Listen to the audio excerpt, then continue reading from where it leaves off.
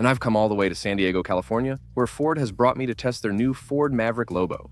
This is an exclusive version of the Ford Maverick. And it's a crazy street truck, just like you heard, and it's inspired by sneakers. I'll discuss this with you later, but yes, it has features that differ from the other Maverick.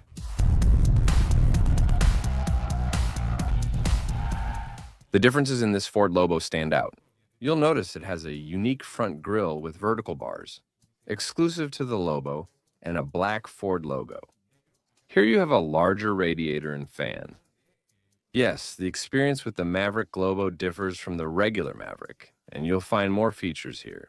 And the height is another one of those differentiating aspects between the Maverick LOBO and the regular one. Because this one is almost an inch lower in the front, and in the back it's a whole inch lower, because it's part of that street truck concept. You'll also notice that the headlight design is different. It was updated for what is still the first generation, but has it received this update? The Ford LOBO features LED projector headlights with fog lights below. Tire differences are also notable. Here you have 19-inch rims. These rims that are quite closed because they have a function. Aerodynamics. The tires are a bit wider here. 225 wide, 55 profile. Is it a different composition or just a different presentation from the regular Maverick? Another differentiating element of the Maverick LOBO compared to the regular Maverick is that it has torque vectoring. That allows you much better driving dynamics. Also in this Maverick LOBO, you're going to find a modified suspension. It's a lower suspension.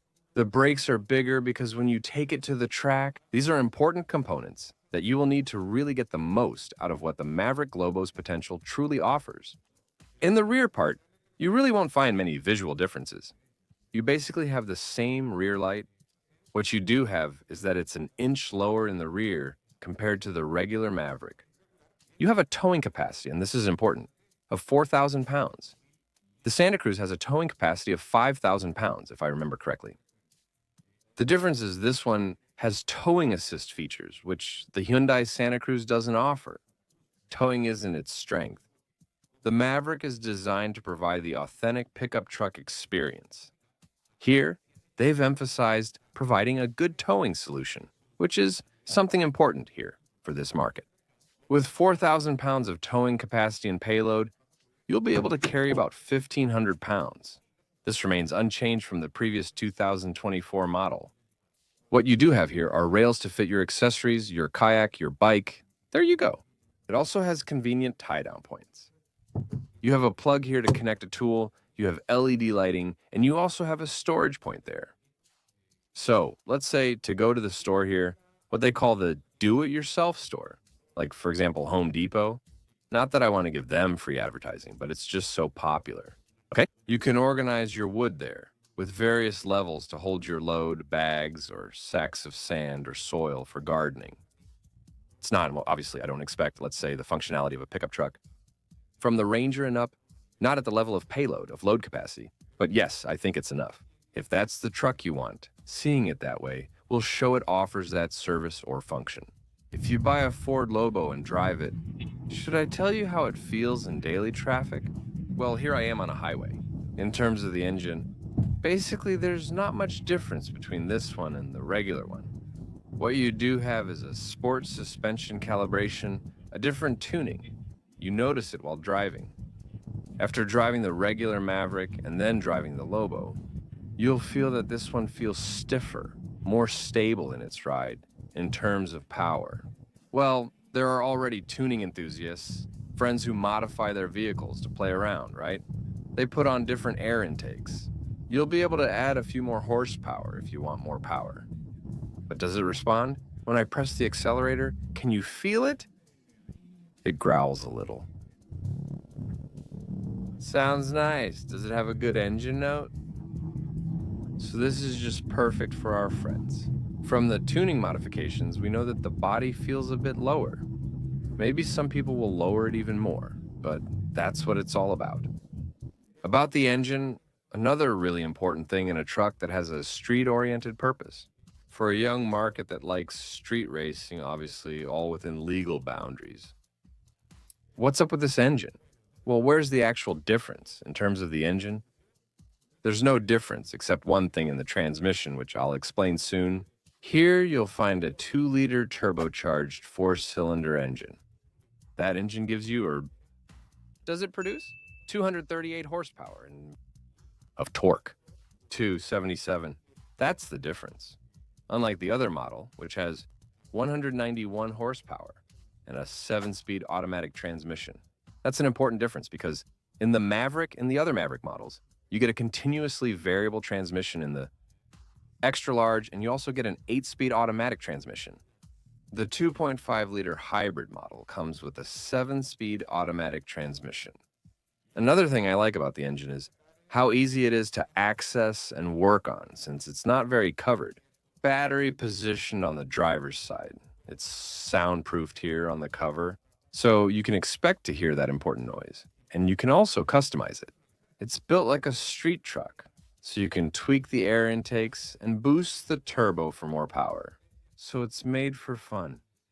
I'll discuss a key part of the interior, particularly its link to sneakers. Yes, but first, if you're enjoying the video, give it a like and subscribe to the channel if you haven't already. I have amazing content, like trips like these, events, exclusive invitations, launches, accessories, and interesting things. So subscribe to Freedy's community. Car Power 360. We continue from inside the Ford Lobo. There are a lot of things I want to tell you because several things are different from the regular Ford Maverick. Let's start with what we see here, which is a dashboard that has, well, the screen, yes, it's the same one. According to Ford, this is the segment's largest screen. The 11-inch display is excellent. Do you have hard plastics? This is typical for the truck, which starts at about $28,000 or $29,000. However, the Lobo costs much more. But anyway, this dashboard does have a different configuration or interface. Let's widen the angle here a bit so you can see it. The layout of the information itself, the speedometer, and other aids on the digital display is somewhat different. On the steering wheel, we also find, look, these colors are important, especially compared to the rest of the colors. There's something else I'm going to talk to you about here, which has to do with that inspiration from some sneakers, and I'll tell you about that in a moment. But anyway, the material of the steering wheel is also different. It's an aquarine, like a vinyl, that simulates leather with injected stitching on the steering wheel. That's another thing you won't find in an extra large or an extra large T model. The door panels also have this blue accent. We'll put this door here so you can see it. The audio system is from the brand Bang & Olufsen, so you have a more premium audio in this Ford Lobo truck. And another thing is the sunroof. The one you don't find in the extra large in the Ford Lobo, you do have it. Well, what else? The vents have a blue tone, which is part of the colors I'll mention, because the story is interesting. Here you have wireless charging for your phone, which you don't find in the extra large. And this moves to make cleaning easier. Circular transmission selector. The 7-speed transmission has a manual mode. Because in this one, even though they're tiny, here you have the paddles or levers to shift gears. Another thing, well, here you have the cruise control buttons. Here you have audio controls, but also drive mode controls. Drive mode, which you control with these 2 buttons. And this is important. Careful, because look, in this mode, in the drive modes, but look, there's the wolf mode. I'll tell you about wolf mode in a bit. But it also has tow mode, sport mode, normal mode. Do you have eco mode? Slippery mode for wet terrains like this after a full day of rain. So that's slippery mode, well, not really for using it today. But the wolf mode, the graphic is pretty nice. That wolf driving mode is like the sport mode, but for the track. Because this truck, this SUV, is designed to take you to do tests on the track, autocross, and do a bit of drifting.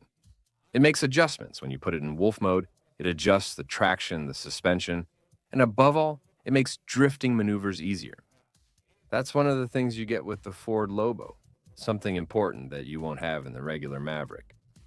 Another thing is the trailer brake modulation. In case you're towing a trailer, you won't find that in the more basic models of the Ford Maverick. And something that caught my attention here, well, you have a control for the camera. This, of course, is more premium content that you have in the Lobo, which you don't get in the base model. Further down, you find connectivity. Before, they didn't have USB-C. Now they offer both USB-C and regular USB. And this little button is another one of the luxuries that the Ford Maverick Lobo has. If you do this, the small back window will open and close. The other 9 basic models lack this, but this one has a 12-volt port. Another difference is that here you have a power button. In the extra large, as I think I've shown you, it's a circular selector key, electronic parking brake. Do you have a way to turn off the traction? The Maverick, remember, you can get it. This one is already all-wheel drive, but you can also get it in a front-wheel drive version. And this is for the start-stop control, which I prefer to keep off because I really don't like it. I hate it. And it has more storage spaces. Now, colors over here. These colors look like blue, blue, yellow. You'll also see the wolf integrated into the headrest, along with more blue and yellow stitching on the back. On the seats, you'll also find that uniformity of colors. But the story itself is not so much about that, but rather what we've been told is that the inspiration for the interior was designed by a person who used to work at Nike. She is a designer, and she says she was inspired by those sneaker colors, those textures, and those integrations. And I'm showing you here some images of sneakers they had on display at the exhibition while they were giving us the Ford presentation. And they say that part of that inspiration for the interior we're seeing here, which I'm showing you from, the Ford Maverick was inspired by sneakers, especially the blue vent tones. I'm not sure, though. Here's my friend Pablo Lopez. Pablo, do you think the interior matches or resembles any Nike sneakers? Yes, the colors look similar, that's all. Other than that, I don't see any similarity to a sneaker. But well, if the designer thinks he integrated it well into the vehicle. Welcome. Thoughts?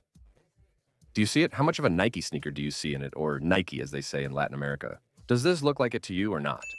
Let me know in the comments, and let's start the debate. And how much does the Ford Maverick LOBO cost? The standard Ford Maverick starts at $27,000 to $29,000, including destination fees. That's the extra large. But the Ford Maverick LOBO is the most expensive one. It goes up to $42,000, almost $43,000. Here's the key question. Would you spend $43,000 on a Ford Maverick? At that price, you're already in Ford Ranger territory. That can be dangerous or make the buyer's head swell like this. What do you think about the Ford Maverick LOBO's $42,000 price? And what's your opinion on the Ford Maverick LOBO? Would you choose it over a regular Maverick and pay $42,000 for it?